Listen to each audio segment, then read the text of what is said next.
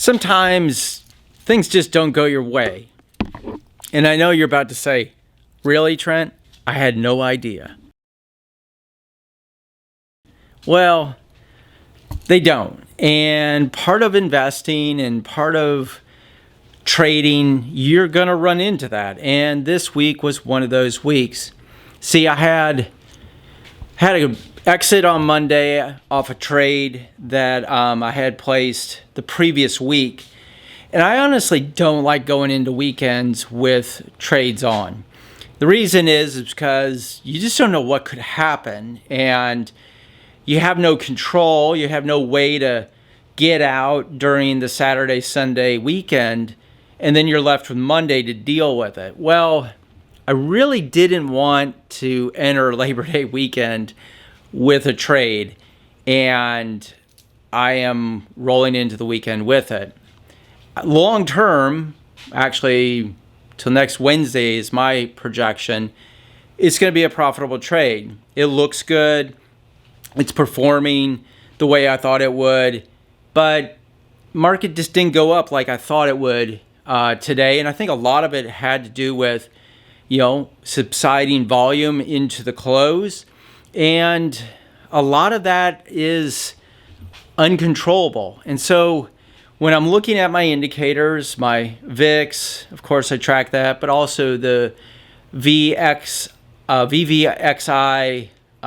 VIX ratio that I use on stock charts, it was just sort of like a lackluster Friday. And unfortunately, I'm walking into the weekend with this trade on, and it's not something I'm very excited about.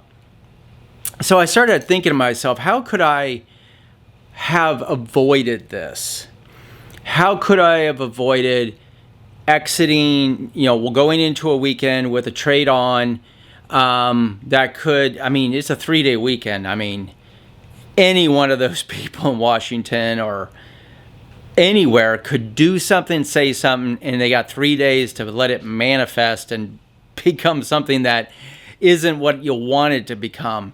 And you got to deal with it now on Tuesday. And so I got to thinking about all this, and I thought, what would be a better way? How would I have gotten around this? How would I have possibly done something different? And well, the first answer is, just zero your account out at 5 minutes before the end of close, and just take the loss if you have a loss. And in my situation right now, I have a bit of a loss. Nothing that I'm really concerned about. In a matter of minutes, it can be back up, and that's what happened to me last weekend. Last Friday, went into the weekend with a trade on. Monday opened, and within 18 minutes, I was out. Had a big old profit in it. Was super stoked. And I hope, knock on wood, the same thing will happen this Tuesday. But I just don't like doing that. I don't want to destroy a trade because of a weekend. So one of the things I did was I hedged it a little bit. And as you know, I trade options against SPY, the ETF for the S&P 500. And what I did was I'm long because I think SPY is probably headed north of 454 and above. I would not be surprised if it goes way higher. And a lot of that has to do with policy. Federal Chairman Powell's, they're not going to raise interest rates. They're going to wait and see about inflation, which means they're going to continue their quantitative easing program, and money will continue to flow into the system unless, the Fed funds window, the reverse repo window, which I've talked about quite a bit, continues to escalate. And I haven't checked it in the last couple of days, but we've had over $1 trillion each night go into the reverse repo window, collect treasuries and mortgage-backed securities, and then come back, and exchange that out for US dollars. Now, that's a big number a trillion plus when the historical average is right around 400 to 500 billion a night. And that has been escalating since July. And that's one of those things that makes me a little concerned about carrying this trade over the weekend. Now, I'm not a day trader. I'm not going to in and out. I'm more of a event or a swings in the volatility, swings in the movement of SPY. And I've had a very good success with it, which I've shared with you all. But one thing I did was I took a put position against it, out of the money. And so if I do end up waking up on Tuesday morning and see the futures are down, I've got a little bit of a hedge. I've got something to hedge it out a little bit. It's not a big hedge, but it's something to buy me a couple moments to figure out how I'm going to get out and minimize my downside. Possibly capture some upside because of that. But I honestly think the markets will go higher. My point is as you're building your investment strategy and your process, creating ins and exit, the what if scenarios and having a process to deal with them is really important. And that's what I'm doing now more and more is I'm entering a position and I'm asking myself, yeah, but what if this doesn't work the way I think it's going to work? How am I going to get out of this? How am I going to make money on both sides of it? And that's where I'm looking at more of the hedging side of things. And it has worked for me in the past. It has taken some edge off. And in some cases, my hedge becomes profitable while my trade is not profitable. I take the profits out of the hedge, and then the profit then comes into the trade. So it just makes a lot. It's a process. Honestly, it's a test of patience, to be honest with you. And so now with the Federal Reserve and their position about interest rates or Fed funds rates and raising interest rates, and the continuation of printing money, watching the reverse repo market, which is concerning to me that is continuing to escalate.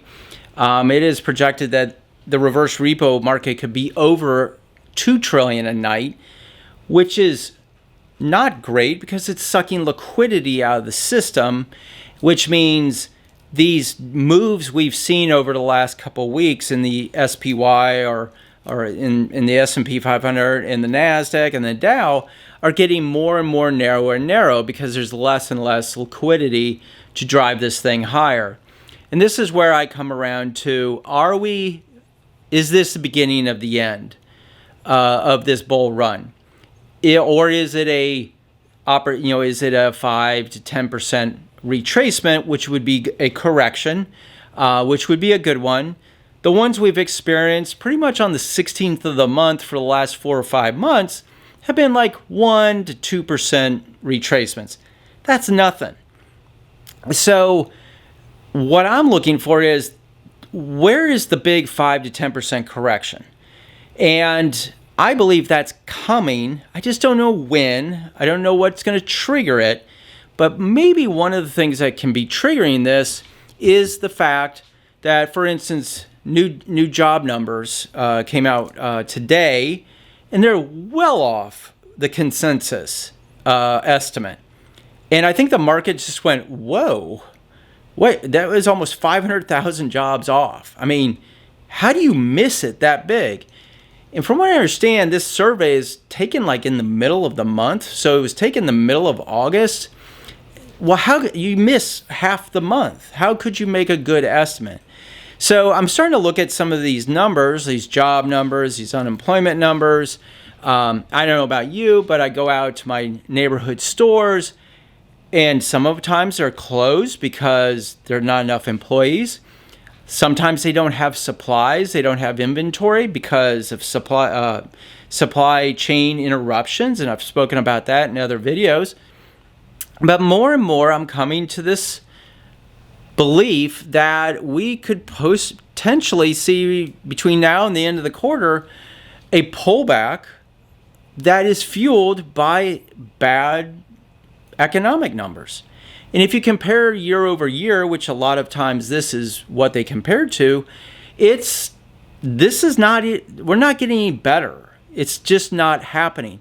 And I really, personally think this has a lot to do with people aren't working. Now, next week, all those benefits go away. So will job applications go up? Will we see an increase in the number of people back to work? Will Chick-fil-A allow me to, have the full menu to select from, or will we not?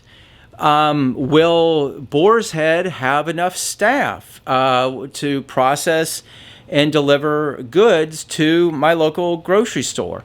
These are all things that I think are coming to the surface very quickly. I saw somewhere where 40 freighters are sitting off the coast of California and waiting to be offloaded, but there's not enough people to do the work because of COVID, because of the stimulus. Why would I go to work if I can make more money sitting at home?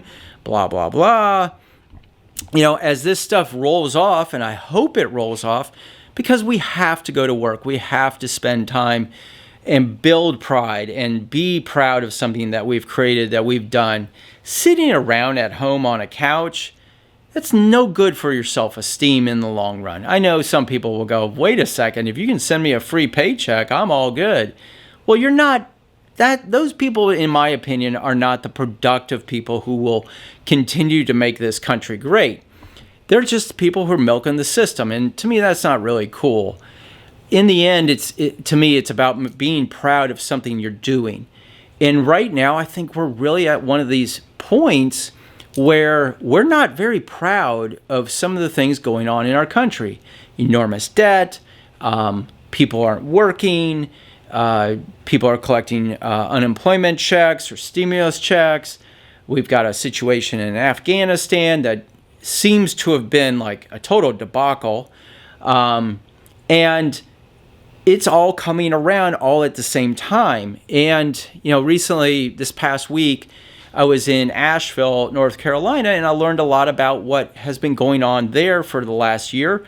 And supposedly, because of the George Floyd riots, which were big in Asheville, North Carolina, which I didn't know anything about, probably because the news doesn't report it.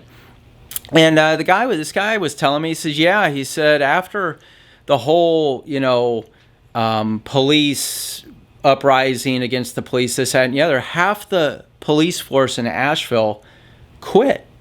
They just went and got private jobs and didn't come back. And so supposedly, and if somebody has a correction on this, please put it in the comments. I haven't fact-checked this, but Asheville is working at half of the police force they need or had a year ago. And to me, that's like a really bad rash.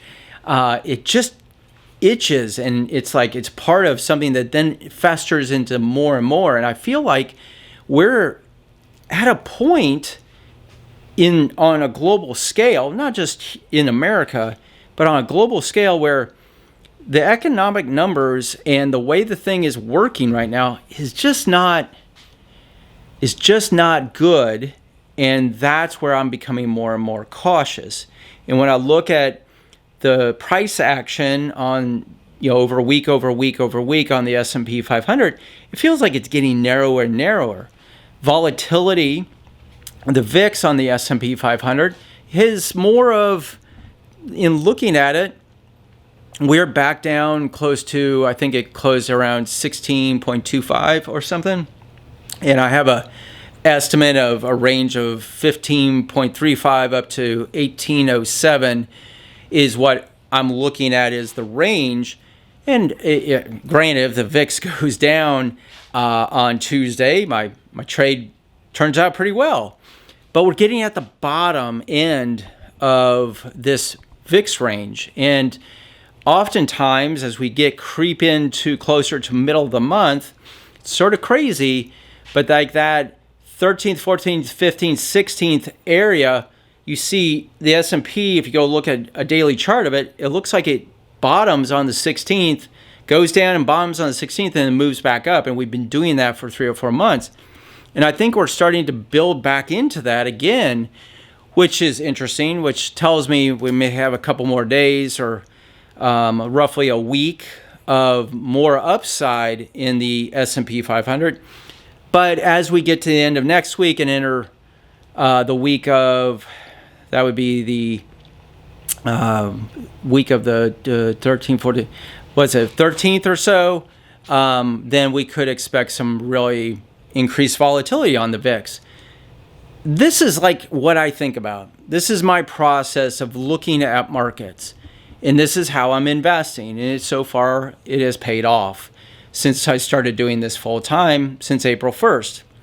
And I think it reiterates more and more that you have to have a process to investing. If you're a long-term investor, a short-term investor, a minute-to-minute investor, a day trader, whatever, having that process and rules that you've set out and put in place are really key. Having a set of indicators, data, economic data, just being aware of what's happening around you and putting that in your file box of what if, how does that work out if this happens and this happens, and playing that game of how connecting the dots. And I think as you do that more and more and you become more and more aware of your surroundings and you start asking questions that aren't being asked, like what is the 10-year treasury? It's bouncing between like 1.2% and 1.3%, 1.31%. It's just bouncing in this range. Does that mean it's going to go down or go up? And how does it relate to the equity markets when it does go down or when it does go up? And like today, it went up, even though we had job numbers were bad. Well, how does that relate to the US dollar, and what are those correlations? Building this process and this discovery process to make better investment decisions, I believe is super key. And if you're actively managing your personal money, and it can be a long-term investment. I mean, all you had to do is buy SPY in July of last year and just ride it up, because the equity markets are being fueled by all this money. But has that run its course? So you can be a long-term investor, but also make more strategic decisions on a long-term basis by taking all that data out there, bringing it in, analyzing, asking questions, asking friends. What do you think of this? What do you think of that? Is Adidas going to have a good quarter? I mean, I went to their outlet here in Destin, Florida, and they were open 3 days, 1 to 4. How are you going to sell any goods that way? Can they sell any goods? Is Adidas a good play? I don't know if it's publicly traded. I think so. But those are the kind of questions you need to be asking. So anyhow, that's me rambling about my week, about processes, about what I think is happening on a economic scale globally, not just here in the United States. And I think, this could be a roller coaster of a month. And if you're prepared for it, and if you can see beyond the horizon a little bit, you can be a better investor. So please hit the subscribe button and the like button if you like this video. And if you would, share it. Tell a friend about what I'm doing here. I know my videos have been infrequent here recently. I'm trying to get back into it on a regular basis, at least once a week. I know I missed last Saturday, but I apologize, and I'll try to make sure I have at least a Saturday video of my thoughts of what's going on. In the meantime, wake up with a smile, enjoy your life, and always, always live loud.